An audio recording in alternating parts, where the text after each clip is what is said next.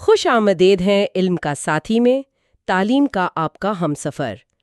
یہ اے آئی سے تیار شدہ آڈیو ہے جہاں کبھی کبھار تلفظ کی چھوٹی موٹی غلطی ہو سکتی ہے، مگر مقصد صرف ایک ہے، علم کو آسان اور دلچسپ انداز میں آپ تک پہنچانا۔ تو چلیے سفر علم شروع کرتے ہیں۔ تو آج ہم جس موضوع پر گفتگو کر رہے ہیں وہ دراصل ایک کتاب پر مبنی ہے، ڈاکٹر مورس بکائل کی انسان کی ابتدا کیا ہے، سائنس اور مقدس صحیفوں کے جوابات۔ یہ ایک ایسا موضوع ہے جو سائنس اور مذہب کے رشتے پر ایک بہت ہی منفرد نظریہ پیش کرتا ہے۔ ہمارا مقصد اس دلیل کو سمجھنا ہے، چاہے ہم اسے اتفاق کریں یا نہ کریں۔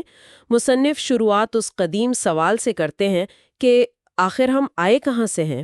بالکل، اور یہ بحث دیکھیں 1859 کے بعد خاص طور پر شدید ہو گئی جب ڈاروین کی کتاب آئی آن دی اوریجن آف اسپیشیز۔ ہاں، اس نے تو ایک تہلکہ مچا دیا تھا۔ جی بالکل، خاص کر ان لوگوں کے لیے جو بائبل میں جو تخلیق کا نظریہ ہے اس پر لفظ بہ لفظ یقین رکھتے تھے۔ بنیادی سوال یہ بن گیا، کیا انسان جانوروں سے ایوالو ہوا یا کیا اسے خدا نے براہ راست بنایا؟ اور اسی کشمکش نے یہ خیال عام کر دیا کہ سائنس اور ایمان وہ ایک دوسرے کی ضد ہے۔ صحیح، لیکن یہاں سے بات دلچسپ ہوتی ہے۔ کتاب میں دلیل دی گئی ہے کہ یہ سوچ اب پرانی ہو چکی ہے۔ جی، کیونکہ وقت کے ساتھ ساتھ مقدس کتابوں، خاص طور پر بائبل کے بارے میں ہماری سمجھ بدلی ہے، گہری ہوئی ہے۔ یہاں اہم نقطہ یہ ہے کہ مصنف بائبل کو ایک ایسی کتاب کے طور پر پیش کرتے ہیں جو خدا کی طرف سے الہام شدہ تو ہے، ٹھیک، لیکن اسے لکھا انسانوں نے ہے، الگ الگ ادوار میں۔ اچھا، اس کا مطلب یہ ہوا کہ ان تحریروں میں صرف خدائی پیغام نہیں، بلکہ اس وقت کے انسانی نظریات، روایات اور شاید کچھ تہمات بھی شامل ہو گئے۔ تو آپ یہ کہہ رہی ہیں کہ بائبل میں جو سائنٹیفک غلطیاں ملتی ہیں وہ دراصل انسانیت کی غلطیاں ہیں۔ مصنف نے جینیسس یعنی پیدائش کی کتاب کے دو الگ ورژنز کا بھی ذکر کیا ہے، ایک یاہووسٹ اور دوسرا سیسرڈوٹل۔ یہ نام تو بہت ٹیکنیکل لگ رہے ہیں۔ دیکھیں، ان ناموں کا مقصد صرف یہ دکھانا ہے کہ یہ متن ایک ہی بار میں نہیں اترا۔ انہیں صدیوں کے فرق سے الگ الگ لوگوں یا گروہوں نے لکھا۔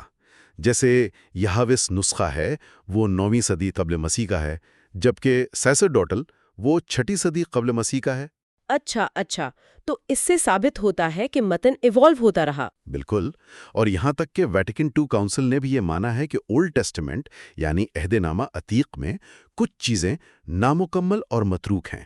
یعنی وہ اس دور کی آئینہ داری کرتی ہیں جو آج لاگو نہیں ہوتا۔ جی، تو جب ہم متن کے اس انسانی پہلو کو تسلیم کر لیتے ہیں تو سائنس اور بائبل کی تعلیمات کے درمیان وہ جو تصادم ہے اس کی کوئی خاص وجہ نہیں رہتی۔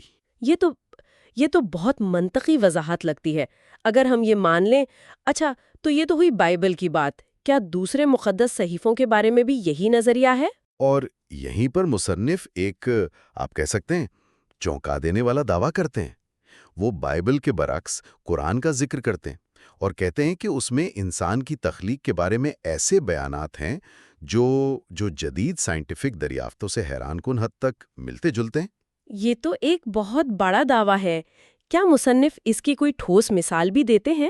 صرف کہہ دینا تو کافی نہیں ہے؟ جی بالکل، وہ مثال دیتے ہیں۔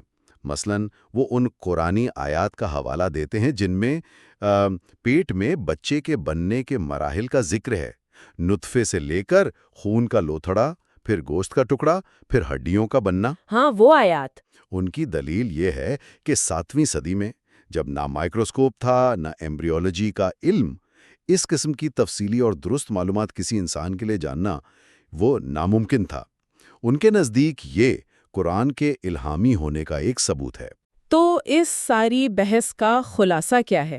مصنف کا مقصد سائنس کو مذہب کے خلاف کھڑا کرنا نہیں ہے، بلکہ یہ دکھانا ہے کہ اگر ہم صحیفوں کا ایک تاریخی اور موضوعی جائزہ لیں تو سائنس اور ان کے درمیان ہم آہنگی تلاش کی جا سکتی ہے۔ صحیح۔ بالکل، مصنف سائنس اور ایمان کی اس پرانی جنگ کو ایک غلط فہمی قرار دیتے ہیں اور بحث کو نئے سرے سے کھولنے کی دعوت دیتے ہیں، اور آخر میں وہ سننے والوں کے لیے ایک گہرا سوال چھوڑ جاتے ہیں۔ کیا سوال ہے وہ؟ وہ پوچھتے ہیں یہ کیسے ممکن ہے کہ کائنات جیسی لامحدود بڑی چیزوں اور ایٹم جیسی لامحدود چھوٹی چیزوں پر گہرا منطقی غور و فکر کرنے سے خدا کا تصور نہ ابھرے۔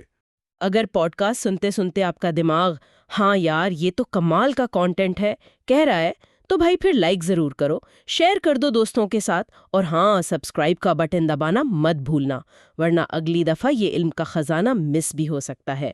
تو پہلا حصہ ہے حیوانی دنیا میں ارتقاء، قائم شدہ حقائق اور ہمارے علم میں موجود خلا۔ جی، اور شروعات اسی دعوے سے کرتے ہیں کہ زندگی کی ابتدا کا راز کھل چکا ہے، لیکن ماخذ تو اس سے بالکل اتفاق نہیں کرتا۔ بالکل نہیں۔ اس میں ایک بڑی زبردست مثال دی گئی ہے، ایفل ٹاور کی۔ اچھا؟ ذرا سوچیں کہ اگر آپ کے پاس بہت سارا خام لوہا اور کوئلہ ہو تو کیا محض اسے گرم کرنے سے خود بخود ایفل ٹاور بن جائے گا؟ نہیں، ظاہر ہے نہیں۔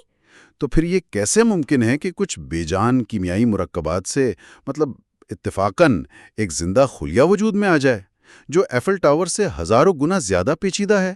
لیکن ایک منٹ، وہ مشہور تجربات بھی تو ہوئے تھے، جیسے ملر کا تجربہ 1955 کا۔ جی، امینو ایسڈز والا۔ ہاں، جس میں کچھ گیسوں پر بجلی گرا کر امینو ایسڈز بنائے گئے تھے۔ وہ زندگی کے لیے ضروری ہے۔ کیا وہ ایک بڑی پیش رفت نہیں تھی؟ لیکن اس سے صرف اجزاء بنے تھے۔ یہ ایسا ہی ہے کہ ایفل ٹاور کے لیے آپ نے لوہے کی کچھ سلاخیں بنا لیں، اس سے یہ تو ثابت نہیں ہوتا نا کہ وہ سلاخیں خود بخود جڑ کر ٹاور کی شکل اختیار کر لیں گی۔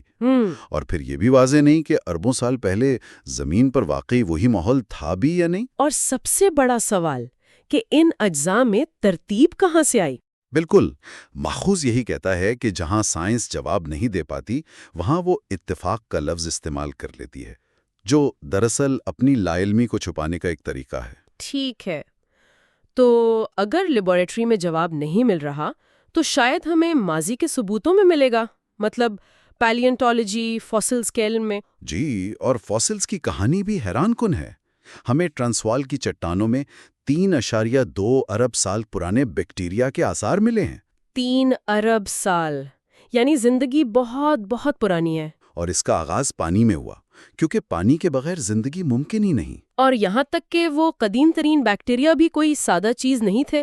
ماہر حیاتیات پی گراسے کہتے ہیں کہ سادہ ترین جاندار بھی توانائی کے تبادلے کے لیے ایک ناقابل یقین حد تک پیچیدہ نظام پر چلتے ہیں۔ جی، آج کا ایک بیکٹیریا بھی ہزاروں مختلف مالیکیولز اور انزائمز کا ایک چھوٹا سا شہر ہے۔ ہر خلیے کے اندر ایک پوری کائنات ہے۔ اچھا؟ اس کے مرکز میں نیوکلیس، جس میں کروموزومز، ان پر جینز، اور یہ جینز بنے ہیں ڈی این اے سے۔ ڈی این اے یعنی وہ ماسٹر بلو پرنٹ۔ بالکل، جس میں جاندار کو بنانے اور چلانے کی تمام معلومات لکھی ہوتی ہیں، اور پھر آر این اے ایک پیغام رساں کی طرح کام کرتا ہے۔ یعنی ہر خلیہ ایک سپر کمپیوٹر کی طرح ہے جس میں اپنا سافٹ ویئر بھی ہے۔ بہترین تشبیہ ہے، اور ہر کمپیوٹر اور سافٹ ویئر کے پیچھے ایک پروگرامر ہوتا ہے۔ سائنس ابھی تک اس سوال کا جواب نہیں دے سکی کہ زندگی کا یہ پیچیدہ پروگرام کس نے لکھا۔ اور پھر اس پروگرام سے بننے والے جانداروں کا تنوع، تقریباً 15 لاکھ اقسام تو صرف جانوروں کی ہیں۔ جی، اور سائنسدانوں نے انہیں سمجھنے کے لیے گروہوں میں تقسیم کیا ہے جنہیں فائلہ کہتے ہیں۔ لیکن مسئلہ یہ ہے، جیسا کہ ماخذ کہتا ہے، کہ یہ بڑے بڑے گروہ فاسل ریکارڈ میں اچانک ہی نمودار ہو جاتے ہیں۔ ان کے درمیان کی کڑیاں وہ غائب ہیں۔ اسی لیے پی گراسے کہتے ہیں کہ فائلہ کی ابتدا کے بارے میں تمام بیانات صرف مفروضے ہیں۔ ہمارے علم میں بہت بڑے خلا ہیں۔ تو اب آتے ہیں دوسرے حصے پر، حیوانی دنیا میں ارتقاء کا تصور۔ جی، تو ثبوت یہ دکھا رہے ہیں کہ وقت کے ساتھ جانداروں میں تبدیلی آئی، لیکن یہ کیسے آئی، یہ ایک بڑا سوال تھا۔ بالکل، اور اسی سوال کا جواب دینے کے لیے ارتقاء کے نظریات سامنے آئے، اور عام طور پر لوگ سمجھتے ہیں کہ یہ نظریہ ڈارون نے پیش کیا۔ ہاں، زیادہ تر یہی سمجھا جاتا ہے۔ لیکن حقیقت میں اس کا بانی ایک فرانسیسی سائنسدان لیمارک تھا، جس نے 1801 میں ہی یہ خیال پیش کر دیا تھا۔ اچھا، یعنی ڈارون سے بہت پہلے؟ بہت پہلے۔ اس وقت کے مشہور سائنسدان کیوویئر اس کے سخت خلاف تھے۔ انہوں نے مصر کی ایک ممی سے ہزاروں سال پرانے پرندے کی مثال دی کہ دیکھو انواع بالکل نہیں بدلتی۔ یعنی ایک طرف لیمارک کہہ رہا تھا کہ سب کچھ بدل رہا ہے اور دوسری طرف کیوویئر کہہ رہا تھا کہ کچھ بھی نہیں بدل رہا۔ بالکل یہی صورتحال تھی۔ پھر 1859 میں ڈارون نے اپنا نظریہ فطری انتخاب پیش کیا، جس نے بحث کا رخ ہی موڑ دیا۔ لیکن تبدیلی کا اصل خیال لیمارک کا تھا۔ جی، یہ یاد رکھنے کی بات ہے۔ ڈارون نے صرف اس کے طریقہ کار کی وضاحت کرنے کی کوشش کی اور فوسل ریکارڈ اس تبدیلی کی گواہی دیتا ہے۔ ہاں، وہ ٹائم لائن بڑی دلچسپ ہے۔ غیر فقاریہ جانور پہلے آئے، پھر مچھلیاں، پھر خشکی کے جانور، پھر ممالیہ اور آخر میں پرندے۔ وقت کے ساتھ ساتھ پیچیدگی بڑھتی گئی۔ ٹھیک ہے۔ لیکن اس کہانی میں دو باتیں اور بھی اہم ہیں۔ ایک تو یہ کہ کئی بار بڑے پیمانے پر تباہی ہوئی، جیسے ڈائناسورز کا خاتمہ، اور دوسری جو سب سے زیادہ حیران کن ہے وہ یہ کہ کچھ جاندار لاکھوں سال سے بالکل بھی نہیں بدلے، جیسے کاکروچ۔ یہ ارتقاء کے مسئلے کو اور بھی پیچیدہ بنا دیتا ہے۔ تو اب چلتے ہیں حصہ سوم کی طرف۔ لیمارک اور تبدیلی کا نظریہ، یعنی ارتقاء کا بانی۔ جی، لیمارک کا نظریہ بڑا دلچسپ اور سادہ تھا۔ اس نے کہا کہ جب ماحول بدلتا ہے تو جانداروں کی ضرورتیں بدلتی ہیں، اور ضرورتوں کے حساب سے ان کی عادتیں بدلتی ہیں۔ بالکل۔ اور اس کا سب سے مشہور اصول تھا استعمال یا عدم استعمال، یعنی جس عضو کا زیادہ استعمال ہوگا وہ مضبوط ہو جائے گا اور جس کا نہیں ہوگا وہ کمزور یا غائب ہو جائے گا۔ ہاں، اس کی مثالیں بھی بہت مشہور ہیں، جیسے چیونٹی خور کے دانت غائب ہو گئے کیونکہ اسے چبانے کی ضرورت نہیں تھی، یا چھچھندر کی آنکھیں جو زمین کے نیچے رہنے کی وجہ سے چھوٹی ہو گئیں۔ صحیح۔ اور لیمارک کا ماننا تھا کہ یہ حاصل کی گئی خصوصیات وراثت میں اگلی نسل کو منتقل ہو جاتی ہیں۔ لیکن یہی تو اس کے نظریے کی سب سے بڑی کمزوری ثابت ہوئی نا؟ بالکل۔ آج ہم جانتے ہیں کہ حاصل کردہ خصوصیات جینز میں منتقل نہیں ہوتی۔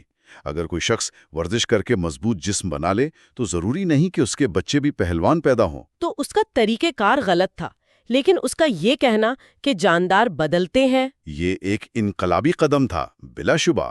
اس نے ایک بہت بڑی بحث کا دروازہ کھول دیا تھا۔ تو اب آتا ہے حصہ چہارم، ڈارون اور فطری انتخاب۔ یہ وہ نظریہ ہے جس نے پوری دنیا میں تہلکہ مچا دیا۔ جی، ڈارون کا کہنا تھا کہ ہر نسل میں قدرتی طور پر تھوڑے بہت فرق یا تغیرات ہوتے ہیں۔ ٹھیک ہے۔ ان میں سے جو جاندار اپنے ماحول کے لیے زیادہ موزوں ہوتے ہیں وہ زندہ بچ جاتے ہیں اور اپنی نسل آگے بڑھاتے، جبکہ جو کم موزوں ہوتے ہیں وہ جدوجہد حیات میں مارے جاتے ہیں۔ اور وقت کے ساتھ یہی عمل نئی انواع پیدا کرتا ہے۔ جی، لیکن یہاں ایک بہت ہی چونکا دینے والی بات ہے جو ماخذ میں بتائی گئی ہے۔ ڈارون کو یہ خیال مالتھس نامی ایک ماہر معاشیات سے آیا تھا۔ کیا؟ یہ سماجی نظریہ تھا؟ جی، ڈارون نے خود لکھا کہ یہ مالتھس کا نظریہ ہے جسے پوری حیوانی اور نباتاتی دنیا پر لاگو کیا گیا ہے، اور مالتھس کا نظریہ بہت بے رحمانہ تھا کہ سماج میں صرف طاقتور کو جینے کا حق ہے اور کمزور کو ختم ہو جانا چاہیے۔ واہ، یہ بات تو میں نے کبھی نہیں سنی تھی۔ یہ تو پوری بحث کا رخ ہی بدل دیتا ہے۔ بالکل، اسی لیے کارل مارکس جیسے مفکرین نے بھی ڈارونزم کی تعریف کی، کیونکہ یہ ایک خالص مادہ پرستانہ نظریہ تھا جو مذہب اور اخلاقیات کی نفی کرتا تھا۔ لیکن ایک منٹ، ماخذ ڈارون پر بہت سخت تنقید کر رہا ہے۔ آج بھی تو کروڑوں لوگ اور بیشتر سائنسدان فطری انتخاب کو ہی ارتقاء کی بنیاد مانتے ہیں۔ یہ ایک بہت اچھا سوال ہے۔ ماخذ یہ نہیں کہہ رہا کہ چھوٹے موٹے تغیرات نہیں ہوتے، وہ صرف یہ کہہ رہا ہے کہ فطری انتخاب پوری کہانی بیان نہیں کرتا اور اس کے خلاف شواہد بہت زیادہ ہیں۔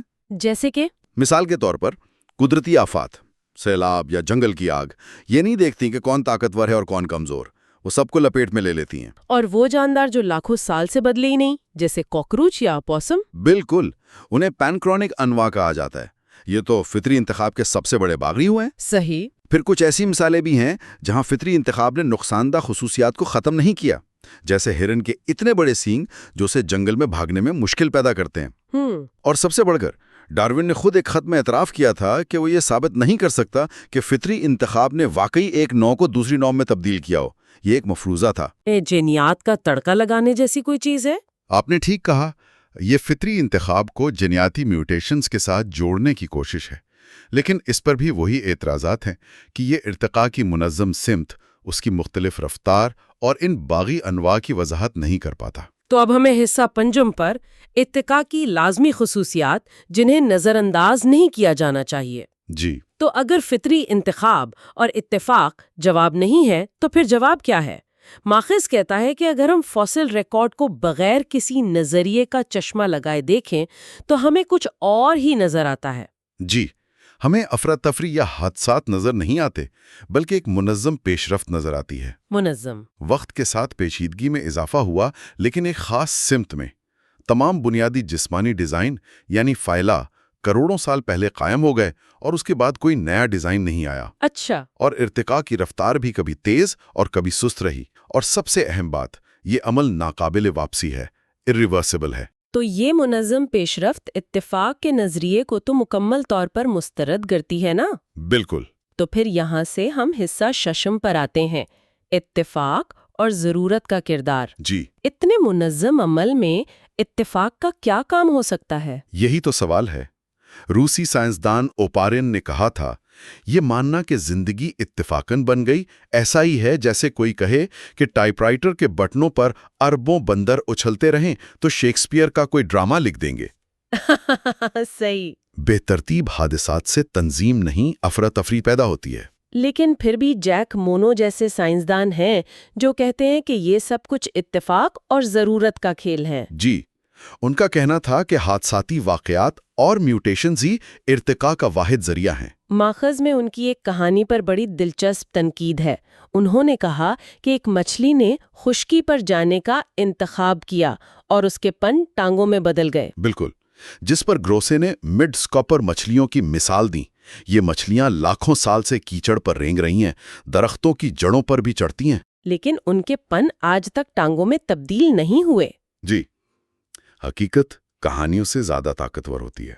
یہ ساری بحث ہمیں ایک ہی جگہ واپس لے آتی ہے، حصہ ہفتم، خلیاتی تنظیم اور جینز کی پیچیدگی، یعنی خلیے کے اندر جہاں زندگی کا اصل راز چھپا ہے۔ اور وہ راز واقعی ہوش ربا ہے۔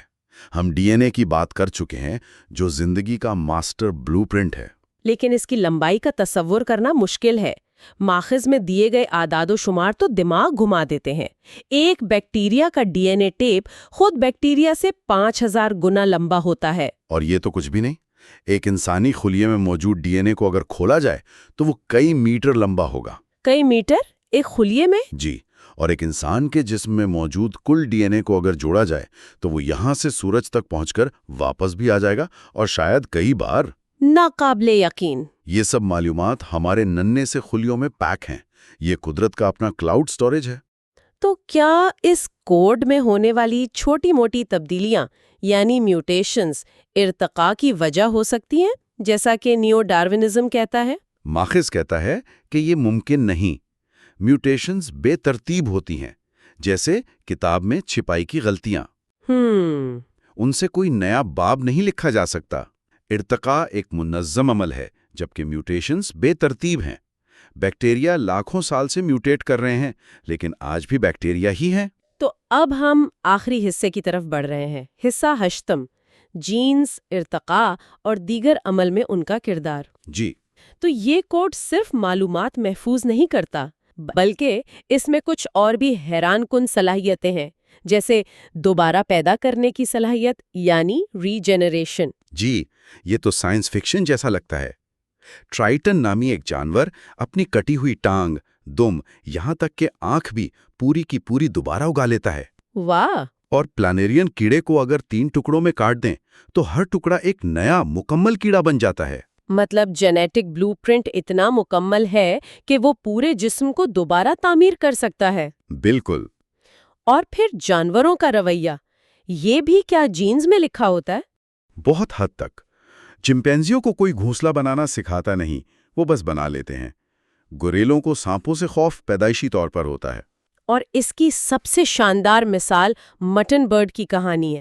ہاں، وہ کہانی تو ناقابل یقین ہے۔ بتائیے اس کے بارے میں۔ یہ آسٹریلیا کا ایک پرندہ ہے جو ہر سال بحیرہ بیرنگ تک 15,000 میل کا سفر کرتا ہے۔ 15,000 میل؟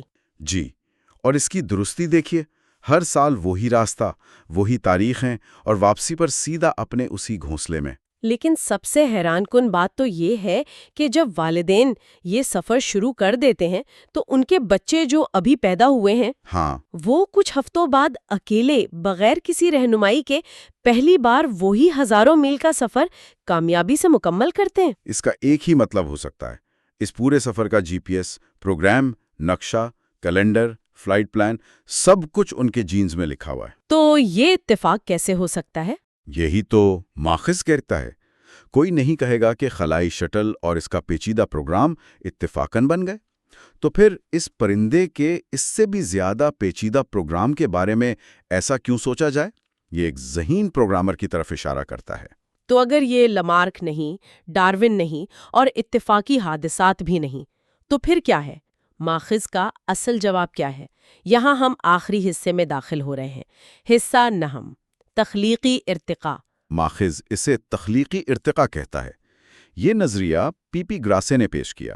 ان کا کہنا ہے کہ ارتقاء کا اصل انجن بے ترتیب غلطیاں نہیں بلکہ جینیٹک کوڈ میں نئی معلومات کا اضافہ ہے، یعنی نئے جینز کی تخلیق۔ اچھا، وقت کے ساتھ جانداروں کی پیچیدگی میں اضافے کی یہی واحد منطقی وضاحت ہے۔ یعنی ارتقاء کا انجن غلطیاں یعنی میوٹیشنز نہیں بلکہ ایجاد یعنی انوینشن ہے۔ یہ تو پورے نظریے کو الٹ دیتا ہے۔ بالکل، گراسے کی دلیل بہت سادہ اور طاقتور ہے۔ وہ کہتے ہیں کہ اگر آپ نئی جینز کی تخلیق کو نہیں مانتے تو آپ کو یہ ماننا پڑے گا کہ دنیا کے پہلے جاندار امیبا میں ہی انسان، ویل اور عقاب سمیت تمام جانداروں کے جینز پہلے سے موجود تھے۔ یہ بات تو بالکل غیر منطقی ہے۔ جی، ان کے الفاظ میں نئے جینز کا حصول ارتقاء کے لیے ایک لازمی شرط ہے۔ تو ہمارے پاس دو راستے ہیں، یا تو ہم مان لیں کہ یہ سب بے ترتیب حادثات ہیں جس کی شہادتیں مخالفت کرتی ہیں، یا پھر ہم مانیں کہ یہ ایک تخلیقی عمل ہے جس میں وقت کے ساتھ نئی معلومات شامل ہوتی گئیں۔ جان روسٹینڈ کا ایک بہت خوبصورت قول ہے جو اس ساری بحث کو سمیٹ دیتا ہے۔ وہ کیا ہے؟ وہ کہتے ہیں، میں صرف ایک جھنگر کو چھلانگ لگاتے یا ڈریگن فلائی کو ہوا میں اڑتے دیکھتا ہوں تو خود کو جیک مونو یعنی اتفاق کے نظریے سے زیادہ پی پی گراسے یعنی تخلیقی نظریے کے قریب محسوس کرتا ہوں۔ واہ!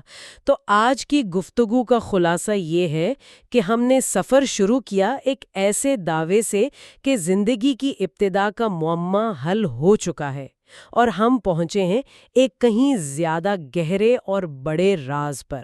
بالکل، شواہد بے ترتیب حادثات کی طرف اشارہ نہیں کرتے بلکہ ایک منظم، ذہین اور تخلیقی عمل کی طرف اشارہ کرتے ہیں جس میں وقت کے ساتھ بے پناہ معلومات کا اضافہ ہوا۔ اور اس معلومات کا ماخذ کیا ہے؟ یہ آج بھی سائنس کے لیے ایک حقیقی معمہ ہے۔ جی، اور آخر میں سامعین کے لیے سوچنے کے لیے ایک نکتہ، ماخذ میں جینیاتی ہیرا پھیری کا ذکر ہے۔ کچھ سائنسدان تجویز دیتے ہیں کہ ہم انسانی جینز کو تبدیل کر کے انسان کو بہتر بنا سکتے ہیں۔ مثلاً اس میں گبن کی خاندانی حص یا شہد کی مکھی کی محنت کی لگن کا جین شامل کر دیں۔ تو آخری سوال یہ ہے، یہ جاننے کے بعد کہ ہمارے اپنے جینیاتی پروگرام کی ابتدا اور اس کی سمت خود ایک گہرا راز ہے، ہمارے لیے خود پروگرامر کا کردار ادا کرنے کی کوشش کرنے کا کیا مطلب ہے؟ انسانی ارتقاء کا دوسرے جانداروں سے موازنہ، انسانی اقسام کی یکے بعد دیگرے لہریں۔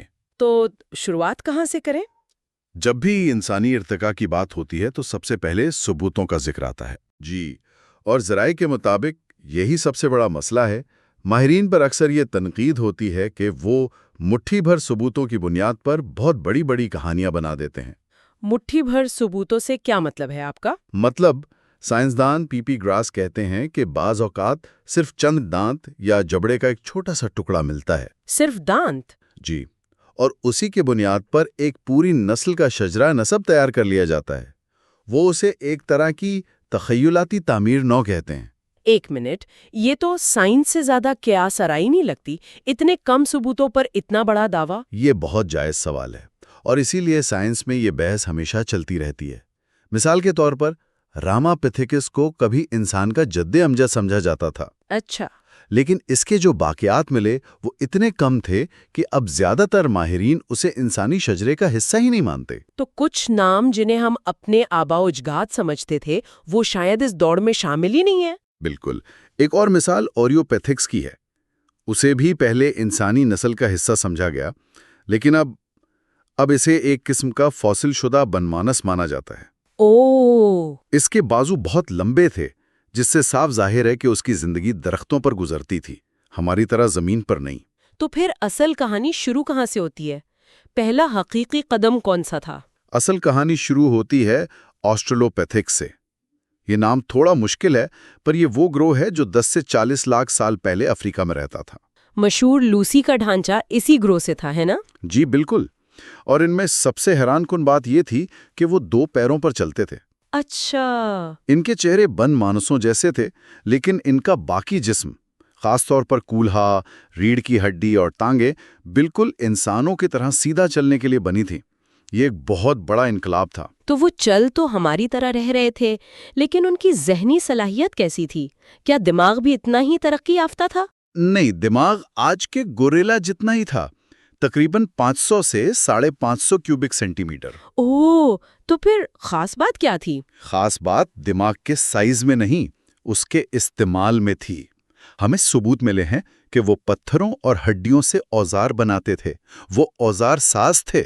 یعنی دماغ چھوٹا ہونے کے باوجود وہ منصوبہ بندی کر سکتے تھے۔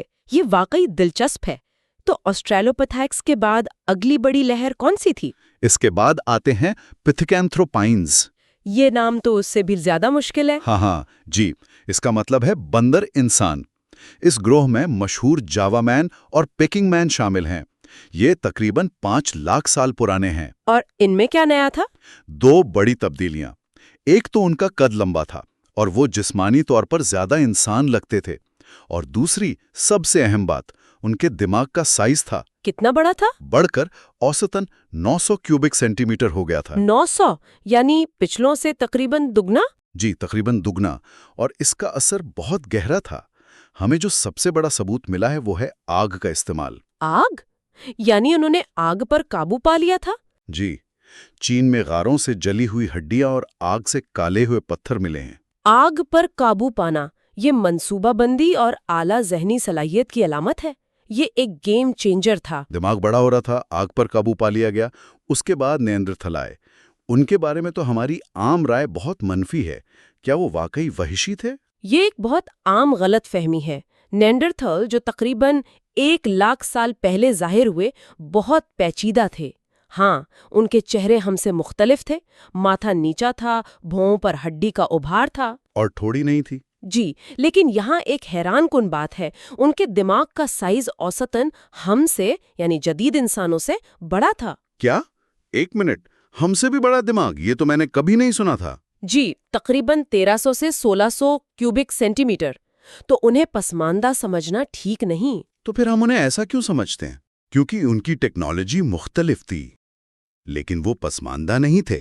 انہوں نے بہت بہتر اوزار بنائے، اور اس سے بھی زیادہ دلچسپ بات یہ ہے کہ ہمیں ان میں روحانیت یا تجریدی سوچ کی علامات ملی ہیں۔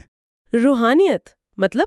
ہمیں ان کی قبریں ملی ہیں، جہاں مرنے والوں کو خاص انداز میں دفنایا گیا ہے۔ ان کے ساتھ کچھ چیزیں بھی رکھی گئی ہیں، جیسے اوزار۔ کچھ ماہرین کا خیال ہے کہ یہ بعد کی زندگی پر یقین کی علامت ہو سکتی ہے۔ یہ تو پوری تصویر ہی بدل دیتا ہے۔ تو کیا وہ ہمارے براہ راست آبا و اجداد تھے؟ یہ ایک بہت بڑی بحث ہے۔ کچھ شواہد بتاتے ہیں کہ وہ اور ہمارے آبا و اجداد، یعنی ابتدائی ہومو سیپینز، ایک ہی وقت میں ایک ہی جگہ پر رہتے تھے۔ اچھا۔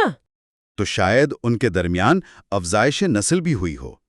وہ ایک الگ شاخ تھے جو ختم ہو گئیں، لیکن ان کا کچھ حصہ شاید ہمارے جینز میں آج بھی موجود ہے۔ اور پھر آخر کار چوتھی لہر آتی ہے، ہماری اپنی قسم، ہومو سیپینز۔ بالکل، تقریباً 35 سے 40 ہزار سال پہلے ہومو سیپینز یعنی عقل مند انسان نمودار ہوئے۔ مشہور کرو-میگن مین اسی کی مثال ہے۔ اور ان میں اصل فرق کیا تھا؟ جسمانی طور پر تو وہ بالکل جدید انسان تھے، اونچا، گول سر، واضح ٹھوڑی، لیکن اصل فرق ایک دھماکہ تھا۔ کیسا دھماکہ؟ ذہنی اور تخلیقی صلاحیتوں کا دھماکہ۔ انہوں نے ہڈی اور ہادی دان سے ایسے پیچیدہ اوزار بنائے جو پہلے کبھی نہیں دیکھے گئے تھے۔ انہوں نے جھونپڑیاں بنائیں، چراغ استعمال کیے، اور سب سے بڑھ کر انہوں نے فن تخلیق کیا۔ غاروں کی پینٹنگز؟ جی، لاسکاکس اور التامیرا کے غاروں میں جانوروں کی جو تصاویر ہیں وہ آج بھی دیکھنے والوں کو حیران کر دیتی ہیں۔ یہ ناقابل یقین ہے، یعنی ہزاروں سال پہلے وہ صرف زندہ رہنے کی نہیں سوچ رہے تھے بلکہ فن تخلیق کر رہے تھے۔ بالکل یہی نتیجہ نکلتا ہے، اور یہاں سب سے حیران کن بات آتی ہے جس کا ذکر گراس کرتے ہیں۔ وہ کیا؟ وہ کہتے ہیں کہ کرو میگنن مین کے بعد سے پچھلے تقریباً 40,000 سالوں میں انسان کا حیاتیاتی ارتقاء بنیادی طور پر رک گیا ہے۔ ایک منٹ، کیا مطلب رک گیا ہے؟ کیا ہم اب ارتقاء پذیر نہیں ہو رہے؟ ان کے مطابق بنیادی انسانی ڈیزائن مستحکم ہو گیا ہے۔ ہاں، نسلوں کی صورت میں معمولی تبدیلیاں ہیں، لیکن کوئی نئی انسانی قسم سامنے نہیں آئی۔ ارتقاء نے اپنا رخ بدل لیا ہے۔ انسانی گروہوں میں ارتقاء اور علم؟ ہاں، اچھا، تو ہمارے پاس یہ 4 بڑی لہریں ہیں۔ عام خیال تو یہی ہے کہ ایک سے دوسرا نکلا، جیسے سیڑھی کے ڈنڈے۔ کیا یہ اتنا ہی آسان ہے؟ ماہر حیاتیات ایجینی واٹسن کے مطابق بالکل نہیں۔ وہ کہتی ہیں کہ یہ سیدھی لکیر والا نظریہ بہت سی مشکلات پیدا کرتا ہے۔ جیسے کہ؟ سب سے بڑی مشکل یہ ہے کہ ہمیں ان لہروں کے درمیان کی عبوری کڑیاں یا فاسلز نہیں ملتے۔ ایک قسم سے دوسری میں بدلنے کے ثبوت بہت کم ہیں۔ تو اگر یہ سیڑھی نہیں ہے تو پھر کیا ہے؟ واٹسن کا خیال ہے کہ یہ ایک درخت کی شاخوں کی طرح ہو سکتا ہے۔ یہ چاروں بڑی حد تک آزاد شاخیں تھیں جو ایک مشترکہ تنے سے نکلی۔ اور پھر کیا ہوا؟ پہلی 3 شاخیں آسٹریلوپیتھکس، پیتھوکینتھروپائنز اور نیانڈرتھال آگے بڑھ کر ختم ہو گئیں، یعنی ناپید ہو گئیں، اور چوتھی شاخ ہومو سیپینز کامیاب ہوئیں اور آج تک موجود ہیں۔ واہ، یہ تصویر تو بہت مختلف ہے۔ اچھا، اس خیال پر واپس آتے ہیں کہ ارتقاء رک گیا ہے۔ آخر یہ رکا کیوں؟ نظریہ یہ ہے کہ جب ہومو سیپینز کا دماغ اتنا ترقی یافتہ ہو گیا کہ ہم تجریدی سوچ اور زبان کے قابل ہو گئے تو ہمیں اپنے جسم کو بدلنے کی ضرورت نہیں رہی۔ اچھا، ہم نے اپنے ماحول کو ہی بدلنا شروع کر دیا۔ یعنی سردی لگی تو جسم پر زیادہ بال اگانے کے بجائے ہم نے آگ جلانا اور کپڑے پہننا سیکھ لیا۔ بالکل، ہم نے حیاتیاتی ارتقاء کو ثقافتی اور تکنیکی ارتقاء سے بدل دیا۔ ہماری تبدیلیاں اب ہمارے اوزاروں، ہمارے معاشروں اور ہمارے علم میں ہوتی ہیں، ہمارے جسموں میں نہیں۔ تو کیا یہ سب کچھ صرف اتفاق تھا؟ بے ترتیب تبدیلیاں اور قدرتی انتخاب؟ گراس اس خیال کو مضحکہ خیز کہتے ہیں۔ مضحکہ خیز؟ جی، ان کا کہنا ہے کہ شماریاتی طور پر یہ تقریباً ناممکن ہے کہ صرف 20 لاکھ سال کے مختصر عرصے میں بے ترتیب اتفاقات ایک چھوٹے دماغ والے آسٹریلوپیتھیز کو ہومو سیپینز میں بدل دیں۔ کیوں؟ خاص طور پر دماغ جیسی پیچیدہ چیز کی مربوط ترقی کے لیے ایک سمت کی ضرورت محسوس ہوتی ہے، نہ کہ اندھے اتفاق کی۔ سب سے متنازع ماخذ بندر یا ان کے آباء و اجداد؟ ٹھیک ہے، اب اس سب سے بڑے سوال پر آتے ہیں، کیا انسان بن مانسوں کی نسل سے ہے؟ یہ وہ سوال ہے جو ڈارون کے زمانے سے پوچھا جا رہا ہے، اور ذرائع کہتے ہیں کہ مسئلہ یہ ہے کہ اسے اکثر بہت سادہ بنا کر پیش کیا جاتا ہے۔ کیسے؟ آج کل جو انسان کو صرف ایک اور جانور ثابت کرنے کا رجحان ہے، ماخذ اس پر تنقید کرتا ہے۔ حقیقت یہ ہے کہ کلیدی مسئلہ آج بھی وہی ہے، گمشدہ کڑی کی عدم موجودگی۔ یعنی وہ فوسل جو دونوں کو جوڑتا ہو؟ جی، ہمیں آج تک کوئی ایسا فیصلہ کن فوسل نہیں ملا۔ جب بھی شجرہ نسب کے خاکے بنائے جاتے ہیں، دونوں خاندان الگ الگ شاخوں پر دکھائے جاتے ہیں۔ لیکن وہ دکھنے میں تو بہت ملتے جلتے ہیں، اور میں نے سنا ہے کہ ہمارا ڈی این اے چمپینزیوں سے 98% ملتا ہے۔ ہاں، یہ 98% والی بات بہت گمراہ کن ہو سکتی ہے۔ پہلی بات تو یہ کہ ہمارے کروموسوم کی تعداد مختلف ہے، انسانوں میں 46 اور بن مانسوں میں 48۔ اچھا، یہ تو ایک بنیادی فرق ہے۔ بہت بنیادی۔ اور دوسری زیادہ اہم بات یہ نہیں کہ جینز کتنے ملتے ہیں، بلکہ یہ کہ ان جینز کو استعمال کرنے کا طریقہ کتنا مختلف ہے۔ اس کی کوئی مثال؟ سمجھے، آپ کے پاس ایک جیسے اجزاء ہیں، لیکن ان سے آپ ایک سائیکل بھی بنا سکتے ہیں اور ایک موٹر سائیکل بھی۔ وہ 2% کا فرق اور جینز کے استعمال کا طریقہ ہی زمین آسمان کا فرق پیدا کر دیتا ہے۔ تو جسمانی ساخت میں وہ کون سے بڑے فرق ہیں؟ کئی بڑے فرق ہیں۔ سب سے پہلے تو کھوپڑی۔ انسانی دماغ کی گنجائش گوریلا سے تقریباً 3 گنا زیادہ ہے۔ ٹھیک ہے۔ لیکن سائز سے بھی زیادہ اہم ہے فورامین میگنم کی جگہ۔ یہ وہ سوراخ ہے جہاں سے ریڑھ کی ہڈی کھوپڑی میں داخل ہوتی ہے۔ اس سے کیا فرق پڑتا ہے؟ انسانوں میں یہ کھوپڑی کے بالکل نیچے ہے، جو ہمیں سیدھا کھڑے ہونے میں مدد دیتا ہے۔ بن مانسوں میں یہ پیچھے کی طرف ہوتا ہے، جو ان کے جھک کر چلنے کے انداز کے لیے موزوں ہے۔ اور پیروں میں بھی فرق ہے نا؟ بہت بڑا فرق۔ انسانوں کے پاؤں میں محراب یعنی آرچ ہوتی ہے جو چلنے کے لیے ایک سپرنگ کا کام کرتی ہے۔ بن مانسوں کے پاؤں چپٹے ہوتے ہیں اور شاخیں پکڑنے کے لیے بنے ہیں۔ صحیح۔ ہماری ریڑھ کی ہڈی میں ایس کی شکل کا خم ہے، ان کی ریڑھ کی ہڈی سیدھی ہوتی ہے۔ یہ چھوٹے چھوٹے فرق نہیں ہیں، یہ دو بالکل مختلف ڈیزائن ہیں۔ فطری اور اکتسابی طرز عمل، انسان اور جانوروں کا موازنہ۔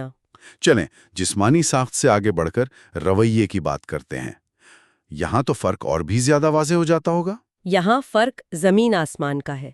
زیادہ تر جانوروں کا رویہ مطلب فطری یا جبلت پر مبنی ہوتا ہے۔ یعنی ان کے جینز میں پہلے سے پروگرام شدہ ہوتا ہے۔ بالکل۔ ایک پرندہ ہزاروں میل کا سفر بغیر نقشے کے طے کر لیتا ہے، یا ایک مکڑی بغیر سیکھے جالا بنا لیتی ہے۔ یہ سب ان کے اندر نصب ہے۔ اور انسانوں نے اس جبلی پروگرامنگ کا زیادہ تر حصہ کھو دیا ہے۔ ہمیں تقریباً سب کچھ سیکھنا پڑتا ہے۔ تو ہمارا ہارڈ ویئر تو ہے، لیکن سافٹ ویئر ہمیں خود انسٹال کرنا پڑتا ہے۔ بہترین تشبیہ ہے۔ ہمیں چلنا، بولنا، کھانا سب کچھ سیکھنا پڑتا ہے۔ لیکن جانور بھی تو اوزار استعمال کرتے ہیں۔ چمپینزی دیمک نکالنے کے لیے ٹہنیاں استعمال کرتے ہیں۔ وہ اوزان استعمال کرتے ہیں، یہ سچ ہے، لیکن یہاں ایک بہت ہی باریک اور گہرا فرق ہے۔ وہ کیا؟ آج تک کسی بھی جانور کو قدرتی ماحول میں بے ساختہ ایک اوزار بنا کر اس سے دوسرا اوزار تیار کرتے ہوئے نہیں دیکھا گیا۔ مطلب؟ مثال کے طور پر ایک نوکیلا پتھر اٹھا کر اس سے لکڑی کو چھیل کر ایک نیزہ بنانا، یہ دو قدمی منطقی عمل ہے۔ پہلے ایک اوزار کا انتخاب اور پھر اس سے ایک دوسرا اوزار بنانا، یہ صرف انسان کر سکتے ہیں۔ اور حیران کن بات یہ ہے کہ لاکھوں سال پرانے آسٹریلوپیتھکس بھی یہ کر سکتے تھے۔ جی، وہ بھی کر سکتے تھے۔ تو ہمارے جبلی رویوں کا ختم ہو جانا دراصل ہمارے لیے ایک نعمت ثابت ہوا۔ یہ ایک بہت بڑا سودا تھا۔ اپنی جبلی پروگرامنگ کو کھو کر انسان نے انتخاب اور عمل کی آزادی حاصل کی۔ ہمارے جینز ہمیں صلاحیتیں دیتے ہیں، احکامات نہیں۔ اور اس سب میں زبان کا کردار سب سے اہم ہوگا۔ زبان ہی سب کچھ ہے۔ حقیقی زبان علامات سے کہیں بڑھ کر ہے۔ یہ تجریدی سوچ کو ممکن بناتی ہے۔ بن مانسوں کو اشاروں کی زبان سکھانے کی کوششیں ہوئی ہیں۔ جی ہوئی ہیں، اور وہ سینکڑوں اشارے سیکھ بھی سکتے ہیں، لیکن وہ صرف اشیاء کو علامات سے جوڑتے ہیں۔ وہ تجریدی تصورات جیسے انصاف، ماضی یا مستقبل کو نہیں سمجھ سکتے۔ یہ نقالی ہے، حقیقی گفتگو نہیں۔ تخلیقی ارتقاء کا انسانی ترقی پر اثر؟ تو ان تمام باتوں کو سمیٹتے ہوئے ہم کہاں کھڑے ہیں؟ یہ تصویر تو بہت پیچیدہ ہے۔ ہم ایک ایسی تصویر کے ساتھ کھڑے ہیں جہاں انسانی ارتقاء صرف بے ترتیب اتفاق کا نتیجہ نہیں لگتا۔ ماخذ جینیاتی کوڈ کو بنیاد تو مانتا ہے، لیکن دو بڑے راز ہمارے سامنے رکھتا ہے۔ اور وہ کیا ہے؟ پہلا، زندگی کا یہ پیچیدہ کوڈ پہلی بار آیا کہاں سے؟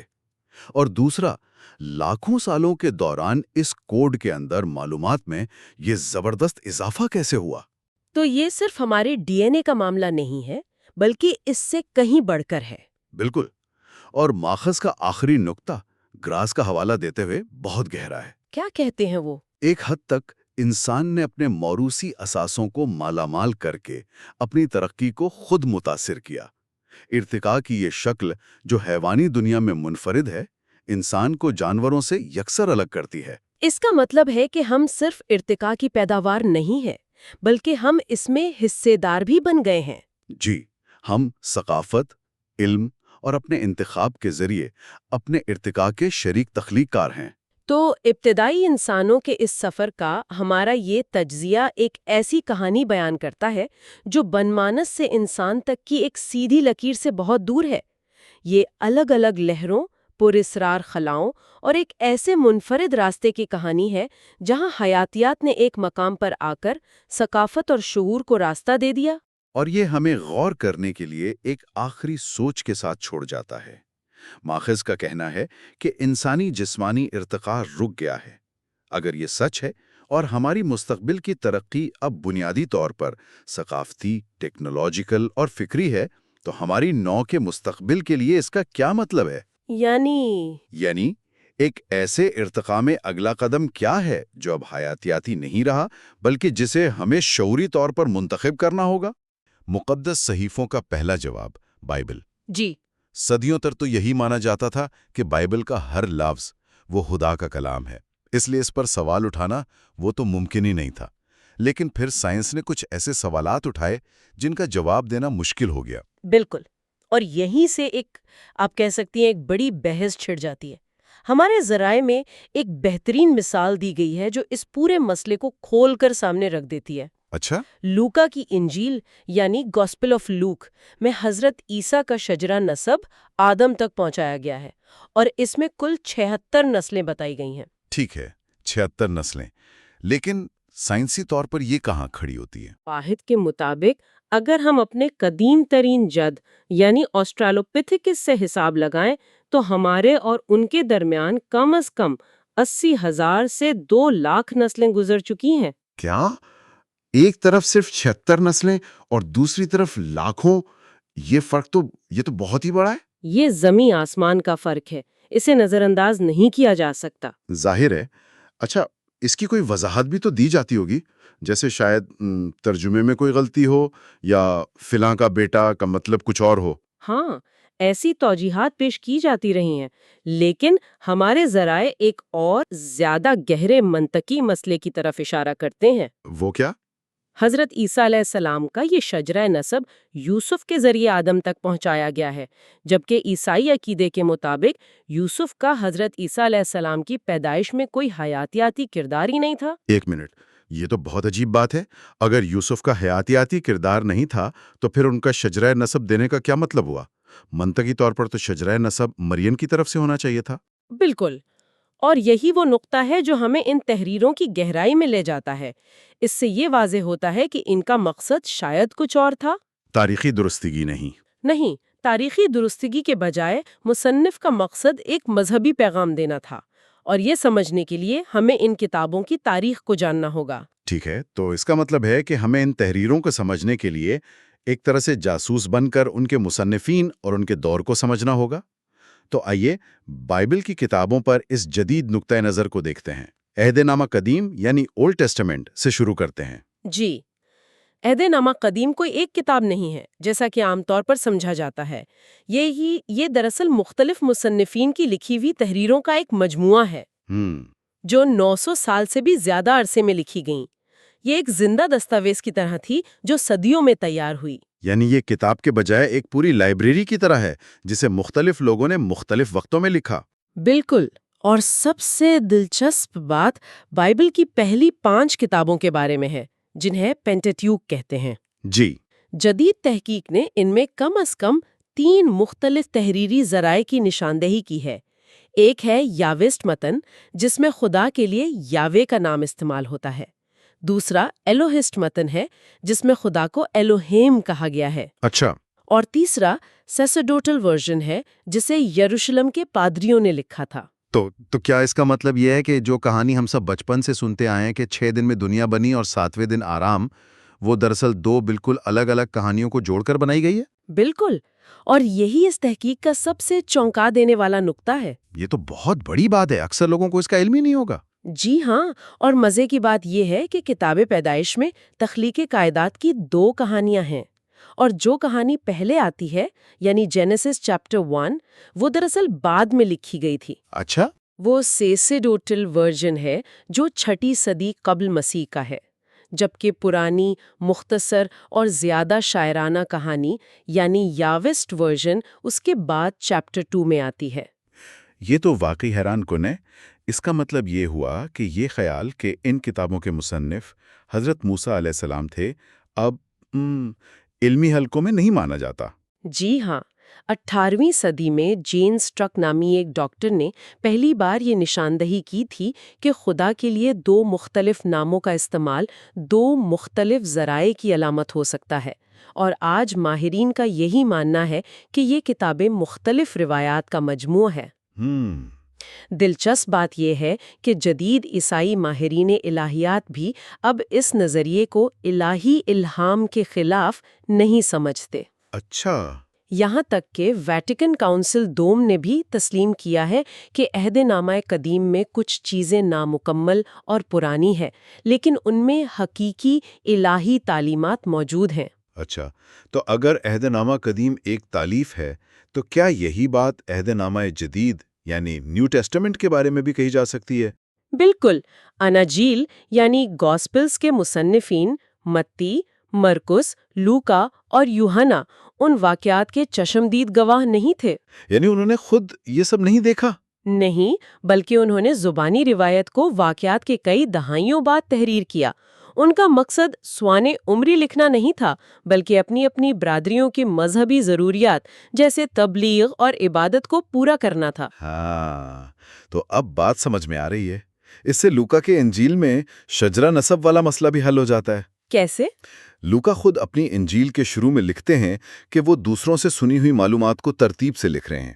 یعنی ان کا مقصد تاریخی درستگی نہیں تھا، بلکہ یہ ثابت کرنا تھا کہ حضرت عیسیٰ کا تعلق حضرت ابراہیم علیہ السلام اور حضرت داؤد علیہ السلام کے عظیم نسب سے ہے، بالکل، تاکہ ان کے قارئین کے لیے ایک مذہبی پیغام واضح ہو سکے. بالکل درست.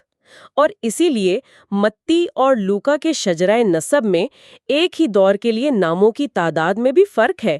ایک میں 26 نام ہے تو دوسرے میں 41. اوہ، اس سے صاف ظاہر ہوتا ہے کہ مقصد تاریخی ریکارڈ مرتب کرنا نہیں تھا. یہ دو کہانیوں والی بات بہت دلچسپ ہے. کیا ان دونوں میں کوئی بڑا فرق ہے؟ یعنی اگر ہم پہلی کہانی کو پڑھیں اور پھر دوسری کو، تو کیا ہمیں واضح تضاد نظر آئے گا؟ آئیے ذرا بائبل کے مطابق انسان کی تخلیق کے ان بیانات کا تفصیل سے جائزہ لیتے ہیں. جی ہاں، ان میں بہت واضح فرق ہے. پہلا بیانیہ جو سیسرڈوٹل کہلاتا ہے اور جینیسس کے پہلے باب میں ہے، وہ بہت منظم ہے.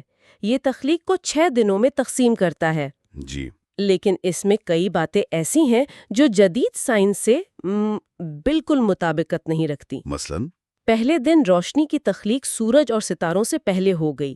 یہ کیسے ممکن ہے جب روشنی کا ذریعہ ہی ستارے ہیں؟ صحیح. تیسرے دن نباتات کو سورج کی تخلیق سے پہلے بنا دیا گیا، جبکہ پودوں کو زندہ رہنے کے لیے سورج کی روشنی چاہیے. اور جانوروں کی آمد کی ترتیب بھی ریکاضیات یعنی پیلینٹولوجی کے شواہد کے بالکل خلاف ہے. یعنی بائبل کے مطابق پرندے رینگنے والے جانوروں سے پہلے آ گئے، جبکہ سائنس بتاتی ہے کہ پرندے تو ڈائنوسورز کی نسل سے ہیں جو بہت بعد میں آئے. یہ تو بالکل الٹ ترتیب ہے. بالکل، لیکن اگر ہم اس کا مقصد سمجھیں تو یہ تضادات معنی خیز ہو جاتے ہیں. یہ بیانیہ پادریوں نے لکھا تھا اور اس کی 6 دن کام اور 7ویں دن آرام کی ترتیب سبت کے دن کے لیے؟ جی، یہودیوں میں سبت یعنی شابات کے دن کی مذہبی اہمیت کو قائم کرنے کے لیے تھی. یہ ایک مذہبی رسم کی دستاویز زیادہ ہے، نہ کہ کوئی سائنسی رپورٹ. اچھا، اور دوسری کہانی جو یوست بیانیہ کہہ جاتی ہے؟ وہ بہت مختلف ہے. وہ مختصر، سادہ اور زیادہ شاعرانہ ہے. اس میں انسان کو زمین کی مٹی سے بنایا گیا اور پھر جانور اور عورت اس کے بعد تخلیق کیے گئے. اس میں دنوں کا کوئی ذکر نہیں ہے. اور یہاں علامت پر بہت زور ہے. جیسا کہ ہمارے ذرائع بتاتے ہیں، آدم کا لفظ عبرانی میں آدما سے نکلا ہے، جس کا مطلب زمین یا مٹی ہے. جی، تو یہ بیانیہ کائنات کی تخلیق کے سائنسی مراحل کے بجائے انسان کے زمین سے گہرے تعلق اور مٹی سے آئے اور مٹی میں واپس جانے کے گہرے مذہبی اور فلسفیانہ تصور پر مرکوز ہے. یہ انسان کی حقیقت کے بارے میں ایک کہانی ہے. بالکل. تو ان تمام تحریروں کو ملا کر اگر دیکھیں تو بائبل کے مطابق انسان زمین پر کب آیا؟ زمین پر انسان کی پہلی آمد کی تاریخ کے بارے میں یہ ذرائع کیا کہتے ہیں؟ اگر ہم بائبل کے شجرہ نسب کی بنیاد پر حساب لگائیں تو تخلیق کا وقت تقریباً 38ویں صدی قبل مسیح میں نکلتا ہے. یہودی کیلنڈر بھی اسی حساب پر مبنی ہے. ان شجرہ نسب میں شخصیات کی ناقابل یقین حد تک طویل عمریں بھی درج ہیں، جیسے متشلہ کی عمر 969 سال بتائی گئی ہے. 969 سال! آج تو ہم 100 سال کو بھی بہت بڑی بات سمجھتے ہیں. ظاہر ہے کہ یہاں مقصد کچھ اور تھا، شاید یہ دکھانا کہ پرانے زمانے کے لوگ کتنے نیک یا خدا کے قریب تھے. شاید ایسا ہی ہو. لیکن اگر ہم اس کا موازنہ آج کے سائنسی حقائق سے کریں تو زمین خود تقریباً 4.5 ارب سال پرانی ہے. 4.5 ارب سال؟ جی. اور جدید انسان یعنی ہومو سیپینز تقریباً 40,000 سال سے موجود ہیں، اور انسانی نسل کے قدیم ترین آثار 50 لاکھ سال تک پرانے ہیں. یہ فرق اتنا بڑا ہے کہ ان میں مطابقت پیدا کرنا ناممکن ہے. تو ان تمام تضادات کو مد نظر رکھتے ہوئے ہم ان تحریروں اور جدید علم میں مطابقت کیسے پیدا کریں؟ آخر اس سب کا مطلب کیا ہے؟ کتاب کا بنیادی نقطہ یہی ہے، اور یہ بہت اہم ہے، کہ بائبل کے مصنف اپنے وقت کے علم اور روایات کے مطابق لکھ رہے تھے۔ صحیح۔ وہ کائنات کی ابتدا یا انسانی تاریخ پر کوئی سائنسی مقالہ نہیں لکھ رہے تھے۔ ان کا مقصد مذہبی تھا، سائنسی نہیں۔ وہ اپنے لوگوں کو خدا، انسان اور کائنات کے باہمی رشتے کے بارے میں سکھانا چاہتے تھے۔ اس لیے ان کی تحریروں میں سائنسی غلطیاں ہونا ایک فطری امر تھا۔ ہمارے ذرائع میں جین گٹن کا ایک بہت خوبصورت قول نقل کیا گیا ہے، بائبل کی سائنسی غلطیاں انسانیت کی غلطیاں ہیں، کیونکہ بہت پہلے انسان ایک بچے کی طرح تھا جو ابھی تک سائنس سے ناواقف تھا۔ کیا بات ہے! یہ بات اس پورے مسئلے کو ایک نئے زاویے سے دیکھنے میں مدد دیتی ہے۔ بالکل، آج کے ماہرین الہیات بھی اس بات کو تسلیم کرتے ہیں۔ ان کا کہنا ہے کہ متن کی تاریخ کو سمجھنے سے ہم اس کے مواد کا صحیح اندازہ لگا سکتے ہیں۔ ہمیں یہ سمجھنے کی ضرورت ہے کہ یہ کتابیں کس نے، کب، کیوں اور کس کے لیے لکھیں۔ جی، جب ہم یہ جان لیتے ہیں تو ان میں موجود سائنسی غلطیوں پر حیران ہونے کی ضرورت نہیں رہتی، کیونکہ ان کا مقصد ہی کچھ اور تھا۔ تو آج کی اس دلچسپ گفتگو کا خلاصہ یہ ہے کہ بائبل میں تخلیقی ایک نہیں بلکہ دو الگ الگ کہانیاں ہیں جو مختلف ادوار میں مختلف مقاصد کے لیے لکھی گئیں۔ جی، یہ تحریریں اور ان میں موجود شجرہ نسب مذہبی اور لٹرجیکل مقاصد کے لیے تھے، نہ کہ سائنسی یا تاریخی ریکارڈ کے طور پر۔ ان کو صحیح معنوں میں سمجھنے کے لیے ان کے انسانی مصنفین، ان کے ذرائع اور ان کے تاریخی پس منظر کو جاننا بے حد ضروری ہے۔ اور آخر میں ایک سوچنے کی بات، یہ ذرائع یہ واضح کرتے ہیں کہ ان تحریروں کو لفظی تاریخ یا سائنس نہیں سمجھنا چاہیے۔ یہ ایک اہم سوال پیدا کرتا ہے۔ اگر ہم ان میں موجود تاریخی اور سائنسی دعووں کو ان کی بنیادی مذہبی اور اخلاقی تعلیمات سے الگ کر دیں تو ان قدیم کہانیوں سے آج کے قاری کے لیے کون سے نئے یا گہرے معنی نکل سکتے ہیں؟ قرآن کے متن، اس کی تاریخ اور مشمولات پر ابتدائی تصورات، ماخذ اس کی بنیاد کیسے رکھتا ہے؟ دیکھیں، مصنف اپنی بات ایک ذاتی اعتراف سے شروع کرتا ہے۔ اسے سکھایا گیا تھا کہ قرآن پیغمبر اسلام کی تصنیف ہے، مطلب جس میں انہوں نے بائبل کی کہانیوں کو ہی کچھ رد و بدل کے ساتھ پیش کیا ہے۔ اچھا، تو اس سوچ کا سیدھا سا نتیجہ یہ تھا کہ اگر بائبل میں سائنسی غلطیاں ہیں تو قرآن میں بھی لازماً ہوں گی۔ بالکل، ایک پہلے سے طے شدہ نتیجہ، لیکن ماخذ اس خیال کو چیلنج کرتا ہے۔ وہ کیسے؟ وہ ایک تاریخی حقیقت سامنے رکھتا ہے۔ قرآن کا نزول 610 سے 632 عیسوی کے درمیان ہوا۔ یہ وہ دور تھا جسے یورپ میں تاریک دور کہتے ہیں۔ سائنسی ترقی تقریباً رکی ہوئی تھی۔ اور اسلامی تہذیب کا سنہری دور تو بہت بعد میں آیا۔ جی، کئی صدیوں بعد۔ تو یہ سوچنا کہ اس وقت کے عربوں نے بائبل کی غلطیاں درست کرنے کے لیے کوئی نئی تحقیق کر لی تھی، تاریخی طور پر ممکن ہی نہیں۔ اچھا، یہ ایک اہم نکتہ ہے، لیکن پھر وہ علم آیا کہاں سے؟ یہاں مصنف ایک اور بڑے مسئلے کی طرف اشارہ کرتا ہے، وہ ہے ترجمے کا مسئلہ۔ وہ کہتا ہے کہ قرآن کا ترجمہ کرنے والے زیادہ تر لوگ ادیب ہوتے ہیں، سائنسدان نہیں؟ جی بالکل۔ تو اس وجہ سے جب وہ ایسی آیات پر پہنچتے ہیں جن میں سائنسی اشارے ہوتے ہیں تو وہ اس کے پیچھے چھپے سائنسی تصور کو سمجھ نہیں پاتے۔ تو آپ یہ کہہ رہی ہیں کہ اصل پیغام ترجمے میں کہیں کھو جاتا ہے؟ بالکل۔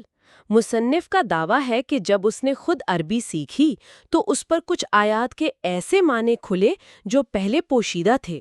اس نے دیکھا کہ کائنات کی تخلیق، سیاروں کی حرکت، حتیٰ کہ انسانی تولید کے بارے میں قرآنی بیانات جدید سائنس سے حیران کن حد تک مطابقت رکھتے ہیں۔ ٹھیک ہے، تو اب دیکھتے ہیں کہ وہ اس بنیاد پر سائنس کے سب سے بڑے سوال یعنی زندگی کی شروعات کے بارے میں کیا کہتا ہے۔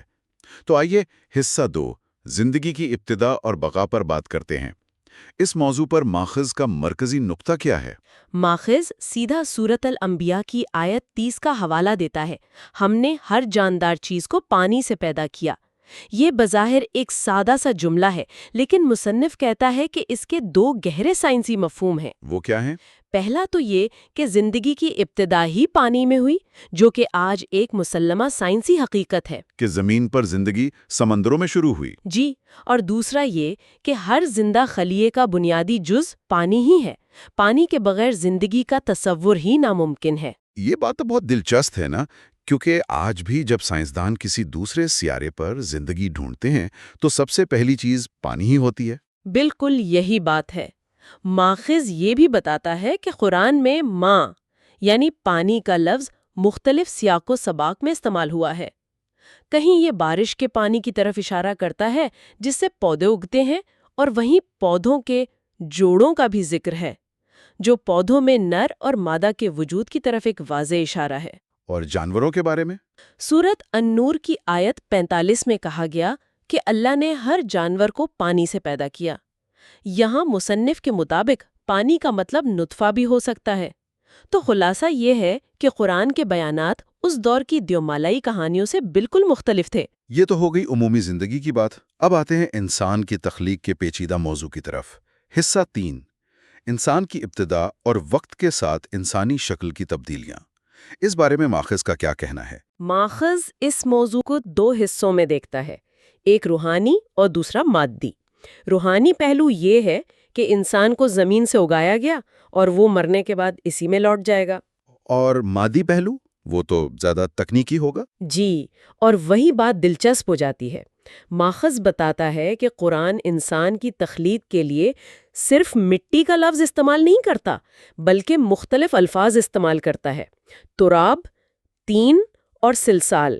اب نقطہ یہ نہیں کہ مٹی کی کون سی قسم استعمال ہوئی، بلکہ یہ کہ قرآن مختلف الفاظ استعمال کر کے اس خیال پر زور دیتا ہے کہ انسان کی کیمیائی ساخت زمین سے ہی لی گئی ہے۔ اچھا، تو یہ الفاظ دراصل انسانی جسم میں پائے جانے والے کیمیائی عناصر کی طرف اشارہ ہیں؟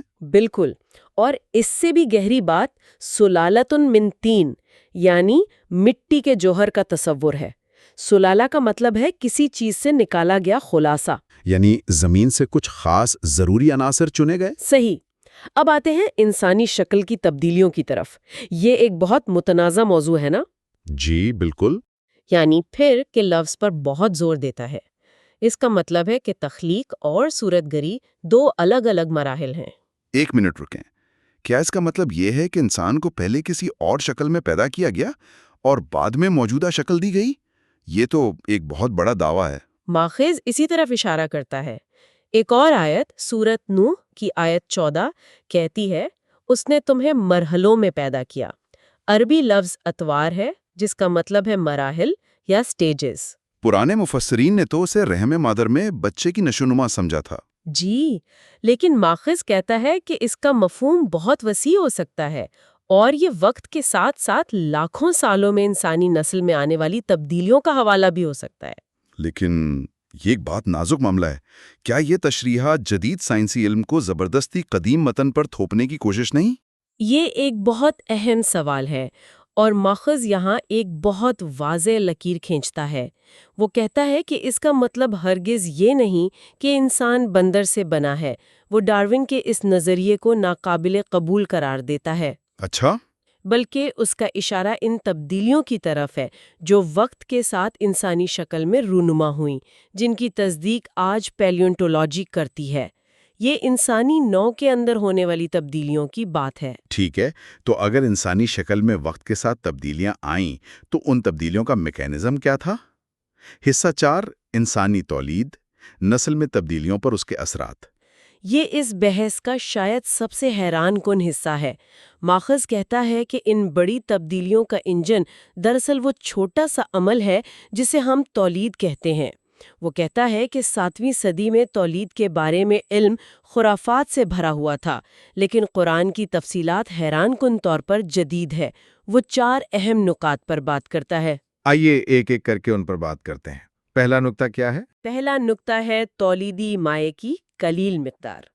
قرآن میں نطفہ کا لفظ استعمال ہوا ہے۔ اس کا مطلب ہے مائع کی بہت تھوڑی مقدار۔ سورۃ القیامہ کی آیت 37 میں نطفہ جو ٹپکایا جاتا ہے کا ذکر ہے۔ یہ تو سائنسی حقیقت کے مطابق ہے کہ فرٹیلائزیشن کے لیے صرف ایک سپرم کی ضرورت ہوتی ہے۔ بالکل، یعنی مایا کی ایک انتہائی قلیل مقدار ہی نسل کو آگے بڑھاتی ہے۔ اور اسی سے جڑا ایک اور نقطہ سورت سبس کی آیت 19 میں ہے، نطفہ سے اسے پیدا کیا، پھر اس کی تقدیر مقرر کی۔ جی، ماخذ اس تقدیر مقرر کرنے کو جینیاتی پروگرامنگ سے جوڑتا ہے، یعنی اسی ایک خلیے کے اندر یہ فیصلہ ہو جاتا ہے کہ بچے کی جنس کیا ہوگی، اس کی آنکھوں کا رنگ کیا ہوگا اور باقی سب کچھ۔ صحیح۔ دوسرا نقطہ؟ دوسرا نقطہ ہے تولیدی مائع کی پیچیدگی۔ سورۃ الدہر کی آیت 2 میں مخلوط مائع یعنی امشاج کا ذکر ہے۔ پرانی تشریحات کے برعکس یہ دراصل مرد کے تولیدی مائع یعنی منی کی پیچیدہ ساخت کی طرف اشارہ ہے، جو کئی غدود کی رطوبتوں پر مشتمل ہوتا ہے۔ تو سلالہ یعنی جوہر کا تصور یہاں بھی آتا ہے۔ جی، سورت السجدہ کی آیت 8 میں حقیر پانی کے جوہر کا ذکر ہے۔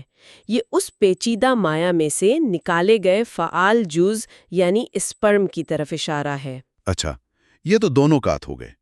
تیسرا کیا ہے؟ تیسرا نقطہ شاید سب سے زیادہ چونکا دینے والا ہے، رحم میں انڈے کا ٹھہرنا۔ سورت القیامہ کی آیت 38 میں علق کا لفظ استعمال ہوا ہے، جس کا عام ترجمہ خون کا لوتھڑا کیا جاتا ہے۔ جی، لیکن ماخذ کہتا ہے کہ یہ ترجمہ درست نہیں۔ علق کا اصل مطلب ہے چمٹنے والی چیز یا جونک جیسی چیز جو چپک جاتی ہے۔ تو ایک منٹ، اس کا مطلب یہ ہے کہ صدیوں سے ایک کلیدی سائنسی تصور کا ترجمہ غلط ہوتا رہا؟ ماخذ کا دعویٰ یہی ہے۔ وہ کہتا ہے کہ یہ رحم کی دیوار سے فرٹیلائزڈ انڈے کے چپکنے یعنی امپلانٹیشن کی ایک انتہائی درست سائنسی تفصیل ہے، جیسے ایک بیج خود کو زمین سے جوڑ لیتا ہے تاکہ خوراک حاصل کر سکے۔ قرآن کا لفظ علق اسی چپکنے کے عمل کو بیان کرتا ہے۔ واہ، یہ واقعی ایک بالکل مختلف تصویر پیش کرتا ہے۔ اور چوتھا اور آخری نقطہ؟ چوتھا نقطہ جنین کا ارتقاء ہے۔ سورۃ المؤمنون کی آیت 14 میں جنین کے بننے کے مراحل بیان کیے گئے ہیں۔ علق یعنی چمٹنے والی چیز سے مضغہ یعنی چبایا ہوا گوشت، پھر ہڈیاں اور پھر ہڈیوں پر لحم یعنی گوشت چڑھایا جاتا ہے۔ ماخذ کے مطابق یہ ترتیب جدید ایمبریولوجی کے مشاہدات سے ہو بہو مطابقت رکھتی ہے۔ یہ کافی تکنیکی معلومات ہیں، تو اس سب کا خلاصہ یہ ہے کہ ایک بہت ہی چھوٹا سادہ سا عمل یعنی تولید دراصل انسانی نوع میں وقت کے ساتھ بڑی تبدیلیوں کی بنیاد بنتا ہے۔ بالکل۔ آخر میں ماخذ ان تمام نکات کو جوڑتا ہے۔ وہ کہتا ہے کہ رحم مادر میں ہر فرد کے اندر ہونے والی یہ جینیاتی تبدیلیاں ہی نسل در نسل انسانی نوع میں بڑی مورفولوجیکل تبدیلیوں کا باعث بنتی ہیں۔ چھوٹی چھوٹی تبدیلیاں جب ہزاروں اور لاکھوں سال تک جمع ہوتی رہتی ہیں تو وہ بڑی تبدیلیوں کو جنم دیتی ہیں۔ تو آج کے اس جائزے کا خلاصہ یہ ہے کہ پیش کردہ ماخذ یہ دلیل دیتا ہے کہ قرآن جب اسے اس کی اصل عربی زبان اور جدید سائنسی علم کی روشنی میں پڑھا جائے تو زندگی، انسانی ارتقاء اور تولید کے بارے میں ایسی تفصیلات فراہم کرتا ہے جو 7ویں صدی میں جاننا ناممکن تھا۔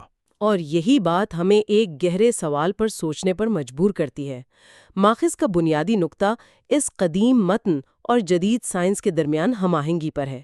اب اگر اس بات کو تسلیم کر لیا جائے کہ یہ علم 7ویں صدی کے انسانی ذرائع سے حاصل نہیں ہو سکتا تھا، تو پھر اس متن کی نوعیت اور اس کے ماخذ کے بارے میں کیا نتیجہ نکلتا ہے؟ یہ ایک ایسا سوال ہے جو ہمیں خالص سائنس کے دائرے سے نکال کر ایمان اور فلسفے کے دائرے میں لے جاتا ہے، اور یہ ہر سننے والے کے لیے غور و فکر کی دعوت ہے۔ حصہ 5، مذہب اور سائنس کے درمیان مطابقت۔ اور یہاں مصنف آتے ہی ایک بہت عام خیال کو چیلنج کرتا ہے، وہ خیال کہ جتنا آپ سائنس پڑھتے ہیں اتنا ہی خدا سے دور ہو جاتے ہیں۔ وہ کہتے ہیں کہ حقیقت اس کے برعکس بھی ہو سکتی ہے۔ جدید سائنس جب زندگی کی ناقابل یقین پیچیدگی کو دکھاتی ہے، جیسے ایک خلیے کے اندر کیا ہو رہا ہے، تو یہ انسان کو سوچنے پر مجبور کر دیتی ہے کہ کیا یہ سب کچھ خود بخود ہو سکتا ہے؟ اچھا، اس کی کوئی مثال دی ہے مصنف نے؟ ہاں، ایک بہت ہی طاقتور مثال ہے۔ فرانس کے مشہور ماہر حیاتیات تھے ژان روستاند۔ وہ اپنی زندگی میں مذہب سے دور ہی رہے، لیکن انہوں نے مرنے سے کچھ عرصہ پہلے کہا کہ جب میں ایک خلیے کے اندر کے کاموں کو دیکھتا ہوں تو میرے پاس الفاظ ختم ہو جاتے ہیں، میں لاجواب ہو جاتا ہوں۔ واہ!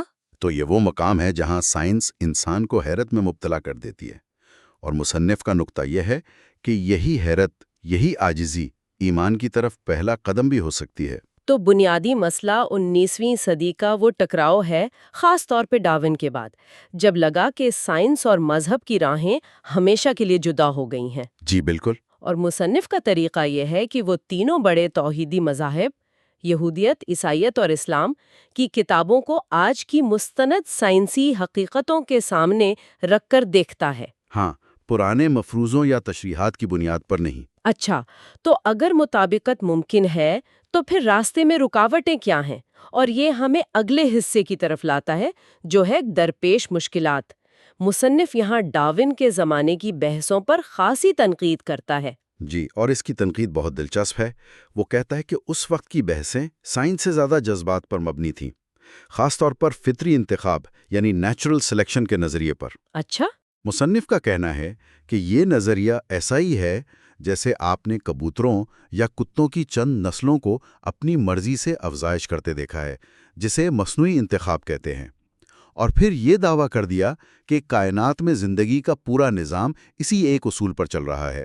مصنف کے مطابق یہ ایک بہت بڑی اور آپ کہہ لیں گے غیر محتاج چھلانگ تھی۔ واہ، یہ تو بہت بڑی بات ہے۔ یعنی مصنف یہ کہہ رہا ہے کہ عجائب گھروں میں جو ہم قدیم انسان کے مجسمے اور تصویریں دیکھتے ہیں وہ زیادہ تر آرٹسٹ کا تخیل ہے، سائنس کم۔ یہ تو بہت سے لوگوں کے لیے ایک جھٹکا ہوگا۔ بالکل، اور مصنف یہی فرق واضح کرنا چاہتا ہے کہ فوسلز یعنی پتھرائی ہوئی ہڈیاں ایک ٹھوس سائنسی حقیقت ہیں، لیکن ان چند ہڈیوں کی بنیاد پر ایک پورے قدیم انسان کا چہرہ، اس کی کھال کا رنگ، اس کے بال، یہ سب بنا دینا، یہ سائنسی باز تخلیق کم اور فنکارانہ لائسنس زیادہ ہے۔ اور یہ ماڈلز عوام کو یہ تاثر دیتے ہیں کہ ہم جتنا جانتے ہیں اس سے کہیں زیادہ جانتے ہیں، جو کہ گمراہ کن ہے۔ تو ایک طرف تو یہ خیالی ماڈلز ہیں، اور مصنف کہتا ہے کہ گمراہی صرف تصویروں میں نہیں بلکہ لفظوں میں بھی ہے، خاص طور پر مقدس کتابوں کے ترجمے میں۔ یہ ایک اور بڑی مشکل ہے۔ جی، مصنف اس نقطے پر بہت زور دیتا ہے۔ اس کا کہنا ہے کہ بائبل اور قرآن دونوں کے کئی تراجم سائنسی موضوعات پر بات کرتے ہوئے ایسی غلطیاں کرتے ہیں جو اصل متن میں ہیں ہی نہیں۔ اچھا۔ یہ غلطیاں اکثر پرانے مفسرین کی تشریحات سے آتی ہیں، جن کا علم اپنے زمانے تک محدود تھا۔ اس لیے مصنف کا مشورہ ہے کہ جب سائنس اور مذہب کا موازنہ کرنا ہو تو براہ راست اصل متن اور مستند سائنسی حقائق کو دیکھنا چاہیے۔ چلیں اب ذرا زاویہ بدل کر دیکھتے ہیں اور انسان کی تخلیق کے تصور پر آتے ہیں۔ ہمارا اگلا حصہ ہے تخلیق کا تصور اور سائنس۔ تمام توحیدی مذاہب کا مرکزی عقیدہ یہی ہے کہ انسان کو خدا نے بنایا۔ مصنف کے مطابق سائنس اس عقیدے کو نہ تو ثابت کر سکتی ہے اور نہ ہی پوری طرح رد کر سکتی ہے۔ ہاں، اور یہیں پر وہ ایک ممکنہ مفاہمت کا راستہ تجویز کرتا ہے۔ وہ کہتا ہے کہ کیا ایسا نہیں ہو سکتا کہ خدا نے خاص موقع پر ایک باشعور انسانی جوڑا تخلیق کیا ہو جس سے ہماری نسل چلی، اور پھر وقت کے ساتھ ساتھ اس نسل کے جسمانی خود و خال میں تبدیلیاں آتی گئیں؟ یہ نظریہ فوسل ریکارڈ سے بھی نہیں ٹکراتا، جو یہ دکھاتا ہے کہ وقت کے ساتھ انسانی جسم کا نقشہ بدلا ہے۔ اچھا، لیکن ایک منٹ، سائنس تو کہتی ہے کہ انسانوں اور بن مانسوں یعنی گریٹ ایپس کا ڈی این اے 98% سے بھی زیادہ ملتا جلتا ہے۔ مصنف اس بہت بڑی مماثلت کو کیسے دیکھتا ہے؟ کیا وہ اسے صرف ماحول کی ضرورت کہہ کر مسترد کر دیتا ہے؟ یہ دلیل تھوڑی کمزور نہیں لگتی؟ یہ ایک بہت اہم اور جائز سوال ہے۔ مصنف اس پر بحث کرتا ہے۔ اس کا موقف یہ ہے کہ یہ مماثلت مشترکہ جد کی وجہ سے نہیں بلکہ مشترکہ ضروریات کی وجہ سے ہے۔ مطلب یہ کہ زمین پر زندہ رہنے کے لیے انسانوں اور دوسرے جانوروں کو سانس لینے، خون پمپ کرنے اور کھانا ہضم کرنے کے لیے ایک جیسے حیاتیاتی نظاموں کی ضرورت ہے۔ صحیح۔ تو ان نظاموں کو چلانے والا جینیاتی کوڈ بھی ملتا جلتا ہوگا۔ حالانکہ یہ ماننا پڑے گا کہ زیادہ تر ماہرین حیاتیات اس وضاحت کو قبول نہیں کریں گے، لیکن مصنف کا زور اس بات پر ہے کہ مشترکہ جد کا نظریہ ابھی تک ایک ثابت شدہ حقیقت نہیں بلکہ ایک مضبوط مفروضہ ہے۔ ٹھیک ہے، یہ نقطہ سمجھ میں آتا ہے۔ تو مصنف ارتقاء کو مکمل طور پر رد نہیں کر رہا بلکہ اس کی تشریح مختلف انداز سے کر رہا ہے۔ یہ ہمیں اگلے حصے پر لاتا ہے، حیوانی دنیا میں ارتقاء اور انسانی شکل میں تبدیلیاں۔ بالکل، مصنف یہاں دو باتوں میں واضح فرق کرتا ہے۔ پہلی بات، حیوانی دنیا میں ارتقاء ایک ناقابل تردید سائنسی حقیقت ہے۔ ہم دیکھتے ہیں کہ جانور وقت کے ساتھ اپنے ماحول کے مطابق ڈھلتے ہیں۔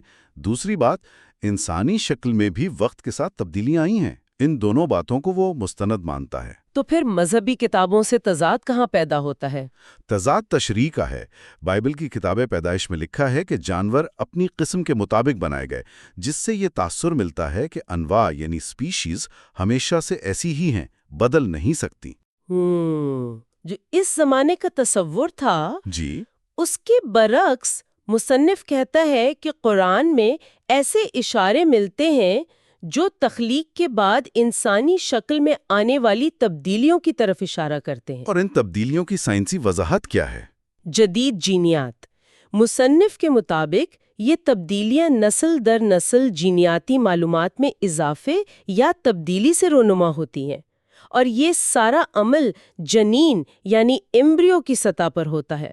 اس لیے وہ کہتا ہے کہ قرآن کی کچھ آیات کو آج جینیات کی مدد کے بغیر پوری طرح سمجھنا شاید ممکن نہ ہو۔ اچھا، تو جب ہم فاسلز کو دیکھتے ہیں، جی، چاہے وہ اسٹریلوپیتھیکس ہو یا نیانڈرتھال، تو ایک بات صاف نظر آتی ہے، وقت کے ساتھ انسانی جسم کا نقشہ بدلا ہے۔ جی، مصنف کے مطابق یہ قرآن کی بات سے بالکل میل کھاتا ہے کہ تخلیق کے بعد انسان پر مختلف ادوار آئے۔ صحیح۔ یہاں آ کر سائنس ایک بہت بڑی دیوار سے ٹکرا جاتی ہے۔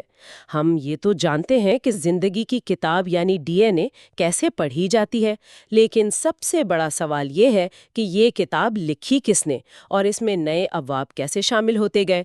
یہ ہمیں سب سے پراسرار حصے کی طرف لاتا ہے، خلیاتی تنظیم اور جینیاتی کوڈ کی ابتدا، ایک سائنسی معاملہ۔ اور یہ واقعی ایک بہت بڑا معاملہ ہے۔ مصنف یہاں نوبل انعام یافتہ سائنسدان جے موناڈ کا حوالہ دیتا ہے، جس نے اسے ایک حقیقی معاملہ کہا تھا۔ اس کی وسعت کا اندازہ اس بات سے لگائیں کہ ایک چھوٹے سے بیکٹیریا کے ڈی این اے میں معلومات کا اتنا بڑا ذخیرہ ہوتا ہے جتنا ایک ضخیم کتاب میں، اور انسانی خلیے کا ڈی این اے اس سے 1000 گنا زیادہ پیچیدہ ہے۔ ذرا سوچیں اس بارے میں، ہمارے اندر معلومات کی ایک پوری کائنات موجود ہے، یہ بات ہی اپنے آپ میں دماغ کو گھما دیتی ہے۔ بالکل، اگر ایک انسان کے تمام خلیوں کے ڈی این اے کو کھول کر جوڑ دیا جائے تو اس کی لمبائی زمین سے سورج تک کے فاصلے کے برابر ہو سکتی ہے۔ یہ ناقابل تصور ہے۔ تو یہاں سے دو بنیادی سوال اٹھتے ہیں جن کا جواب سائنس کے پاس فی الحال نہیں ہے۔ اور وہ سوال کیا ہے؟ پہلا، زندگی کی شروعات میں سب سے پہلے اور سادہ ترین جاندار کے اندر یہ پیچیدہ معلوماتی کوڈ کہاں سے آیا؟ اور دوسرا، ارتقاء کے سفر میں اس کوڈ میں نئی اور مزید پیچیدہ معلومات کا اضافہ کیسے ہوتا گیا، جس سے مچھلی سے موالیہ اور پھر انسان جیسے پیچیدہ جاندار بنے؟ مصنف کا موقف ہے کہ یہ وہ مقام ہے جہاں بحث خالص مادی سائنس کی حدود سے نکل کر مابعدال طبیعاتی یعنی میٹافزیکل دائرے میں داخل ہو جاتی ہے۔ تو مصنف کے نزدیک یہاں پر ایک خالق کا تصور ایک منطقی وضاحت فراہم کرتا ہے۔ جی، وہ کہتا ہے کہ جو لوگ خدا پر یقین رکھتے ہیں ان کے لیے یہ کوئی معاملہ نہیں ہے۔ وہ اسے ایک خالق کی منصوبہ بندی کا حصہ سمجھتے ہیں جو ارتقاء کے منظم اور ترقی پذیر عمل سے بھی مطابقت رکھتا ہے۔ یہ ایک ایسا نقطہ ہے جہاں ایمان اور منطق ایک دوسرے سے ہاتھ ملا سکتے ہیں۔ اچھا، تو زندگی کے ارتقاء کو اگر ہم کائنات کے بڑے ارتقاء کے تناظر میں دیکھیں تو کیا تصویر بنتی ہے؟ یہ ہمارا اگلا حصہ ہے، جانداروں کا ارتقاء، کائنات کے عمومی ارتقاء کا ایک خاص معاملہ۔ یہاں مصنف ایک بہت دلچسپ موازنہ کرتا ہے۔ وہ کہتا ہے کہ قدیم یونانی فلسفہ مانتا تھا کہ کائنات ہمیشہ سے ہے اور ہمیشہ رہے گی، ازلی اور ابدی۔ جی، اس کے برعکس توحیدی مذاہب نے ہمیشہ سے یہ کہا کہ کائنات کی ایک ابتدا ہے یعنی تخلیق، اور ایک انتہا ہوگی یعنی قیامت۔ اور آج جدید سائنس، خاص طور پر بگ بینگ تھیوری، بھی یہی کہتی ہے کہ کائنات کی ایک ابتدا تھی۔ اور قرآن کے بارے میں مصنف کا کیا کہنا ہے؟ وہ قرآن میں بیان کردہ کائناتی حقائق سے بہت متاثر ہے۔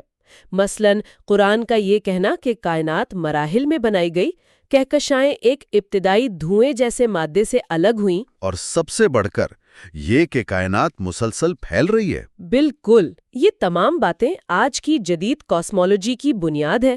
مصنف یہ سوال قاری پر چھوڑ دیتا ہے کہ یہ 1400 سال پہلے کیسے معلوم ہو سکتی تھیں؟ تو زندگی کا ارتقاء اور کائنات کا ارتقاء، ان میں کوئی مشترکہ اصول نظر آتا ہے؟ ہاں، مصنف کے مطابق دونوں میں ایک واضح پیٹرن ہے۔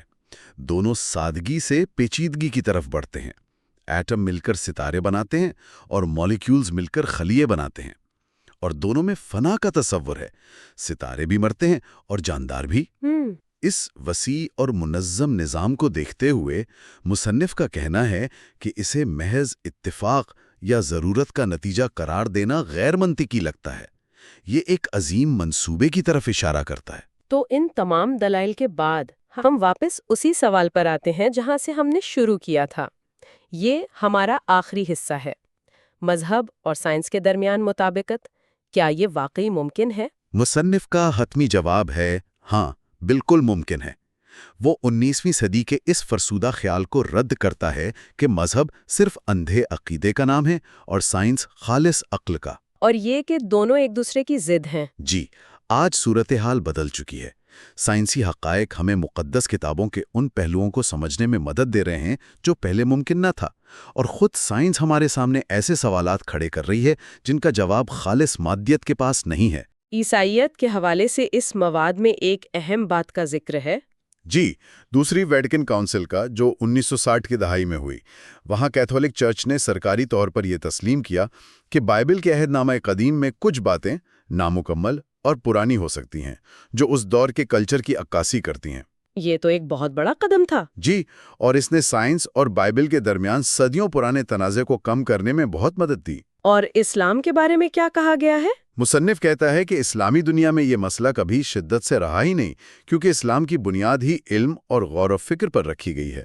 قرآن بار بار انسان کو کائنات کی نشانیوں پر سوچنے کی دعوت دیتا ہے۔ اور پیغمبر اسلام کی وہ مشہور حدیث کہ علم حاصل کرو چاہے تمہیں چین ہی کیوں نہ جانا پڑے، اس کی واضح مثال ہے۔ اس لیے اسلام میں سائنس اور ایمان کو کبھی ایک دوسرے کا دشمن نہیں سمجھا گیا۔ تو خلاصہ کیا ہے؟ تو خلاصہ یہ ہے کہ مصنف اس نتیجے پر پہنچتا ہے کہ سچے سائنس اور سچے ایمان کے درمیان گہری مطابقت ممکن ہے۔ شرط صرف ایک ہے کہ ہم نظریاتی مفروضوں اور ذاتی تعصبات کو ایک طرف رکھ دیں اور صرف مستند حقائق، منطقی دلائل اور کھلی عقل کو اپنا معیار بنائیں۔ جب ایسا ہوتا ہے تو تضاد خود بخود ختم ہو جاتا ہے۔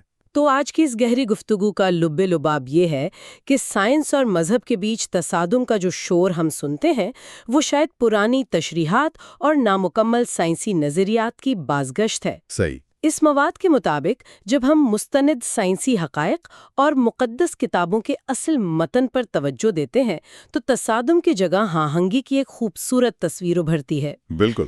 اور میرے خیال میں سب سے طاقتور نقطہ یہ ہے کہ جدید سائنس نے ایمان کے دروازے بند نہیں کیے، اس نے تو الٹا ایسے گہرے اور بنیادی سوالات کھڑے کر دیے ہیں، جیسے زندگی کے معلوماتی کوڈ کا معمہ جو ہمیں خالص مادی وضاحتوں کی حدود دکھاتے ہیں اور ایک گہری حقیقت کی طرف سوچنے پر مجبور کرتے ہیں۔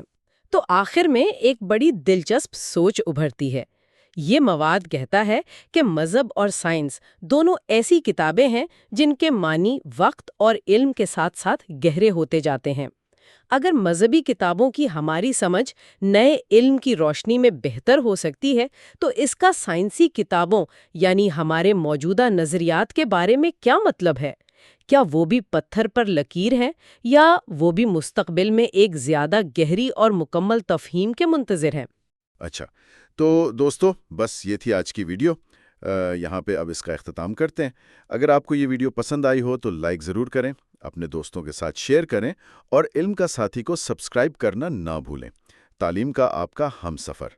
نئے ویڈیوز کے لیے بیل آئیکن بھی دبا دیں تاکہ کوئی بھی علم بھری بات آپ تک سب سے پہلے پہنچے۔ ملتے ہیں اگلے ویڈیو میں، تب تک کے لیے اللہ حافظ۔